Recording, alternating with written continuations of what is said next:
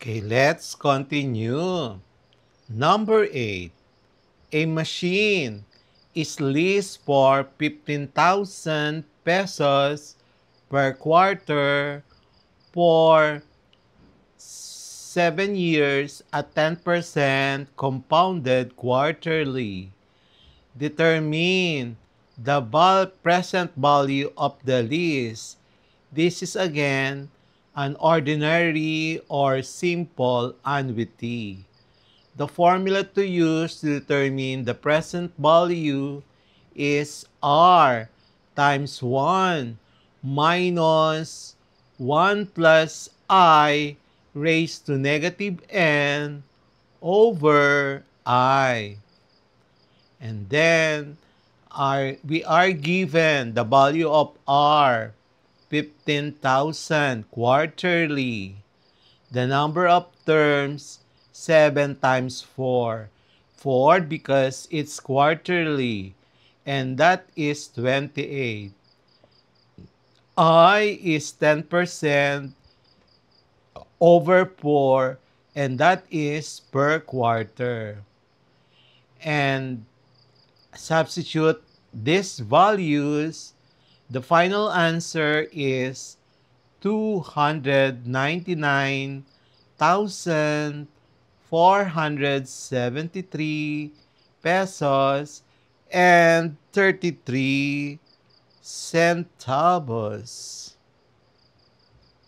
Number 9. A payment of 5,000 is made every 6 months for 8 years. If interest is 12% compounded monthly, find the future value. So we are given 5,000 every 6 months. And then our terms is 8 times 2. 2 because it's compounded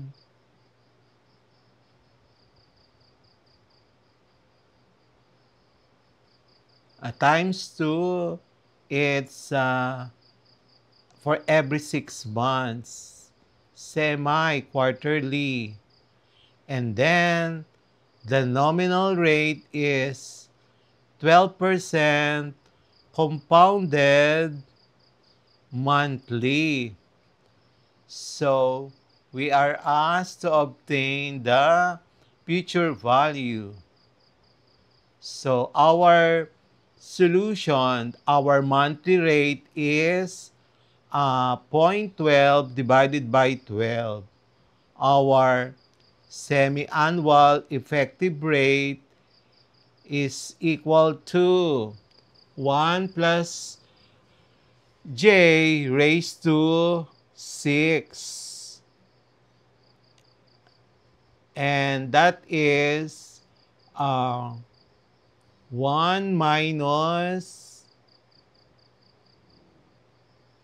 1 plus 0.01 raised to 6. And that is equivalent to 0.0615201506.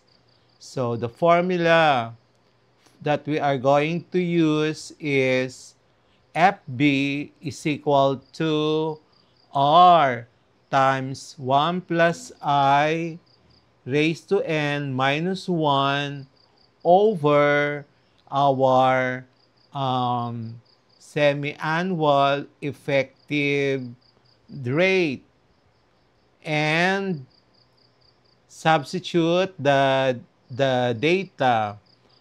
Our calculated semi-annual effective is 0.0615201506. Our R is 5,000. Our N is 16. So this is a general annuity because our payment is every 6 months. But the the computation for our I is compounded monthly. So this is general annuity.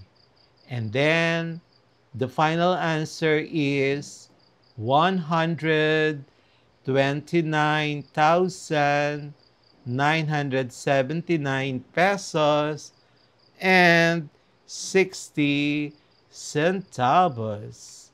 Number 10.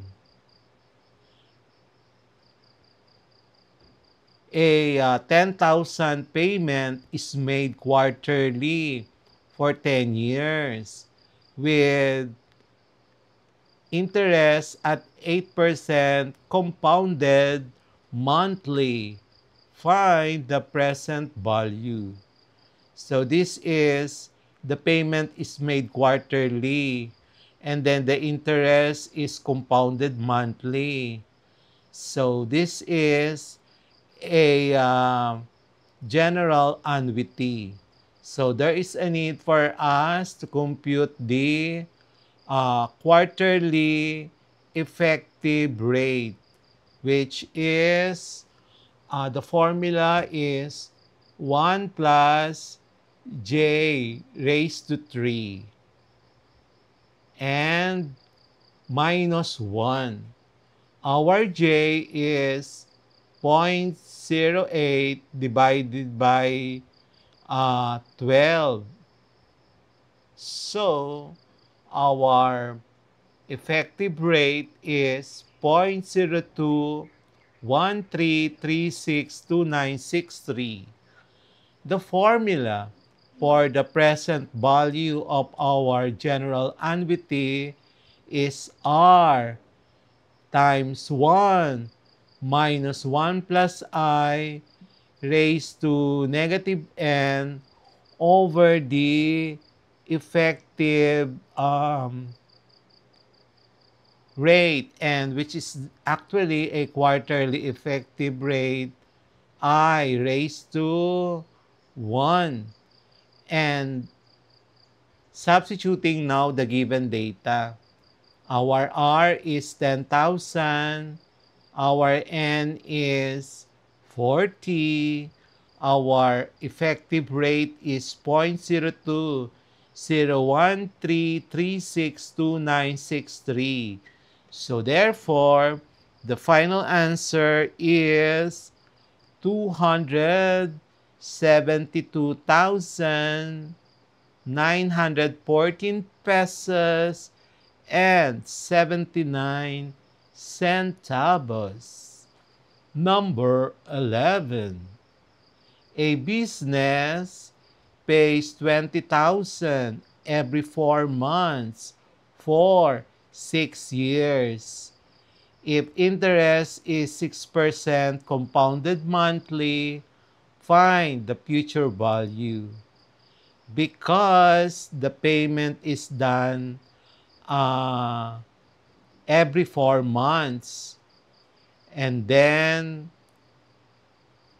the interest is compounded monthly, this annuity also is a general annuity.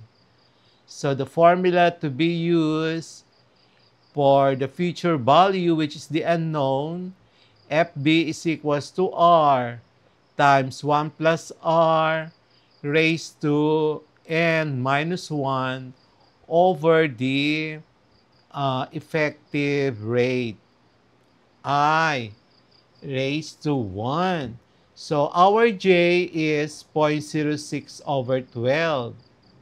And then for our 4-month effective rate, that's 1 plus 2 raised to 4 minus 1. So then our 4-month effective rate is 0.020150,006.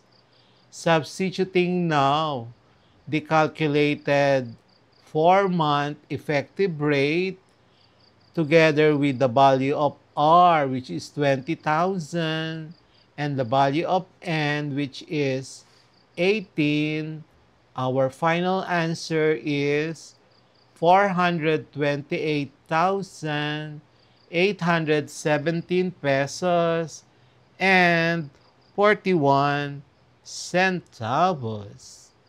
Number 12.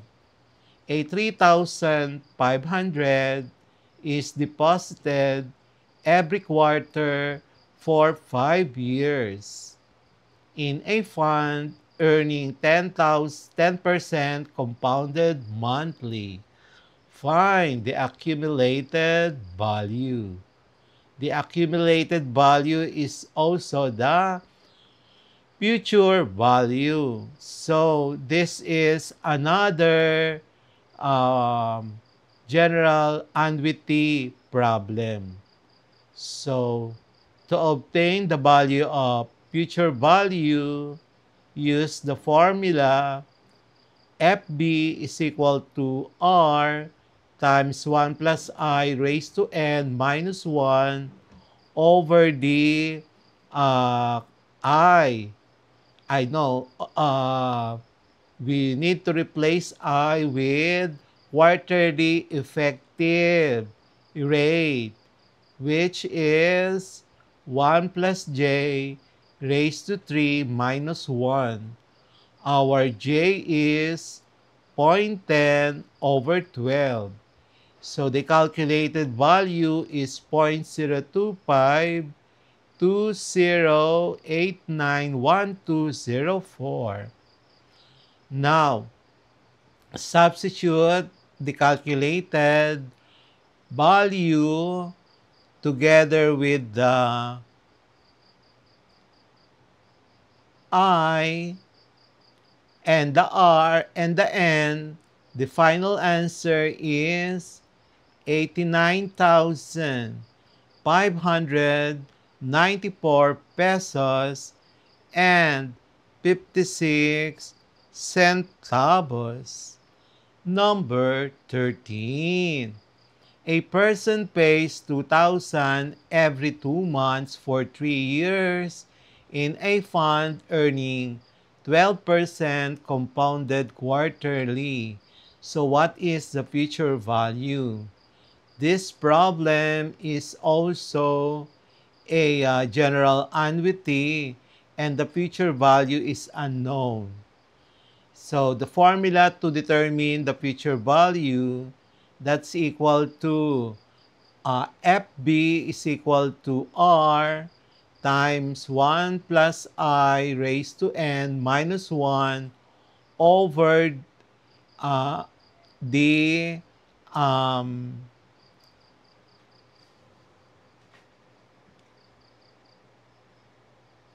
monthly effective rate. So the monthly effective rate is 1.03 raised to 1/3 minus 1. The 2-month effective rate is 1 plus the monthly effective rate raised to 2 minus 1. It's equal to 0.0199013146. So we are going to use the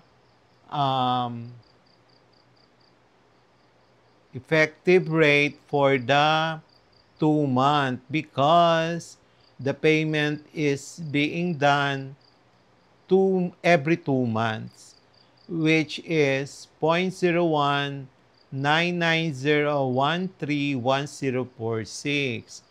Substitute then that 2-month effective rate in the formula of FB together with the R, which is 2,000, and the N, which is 18. The final answer is 42,787 pesos and 22 centavos. let's have the next part of this lesson.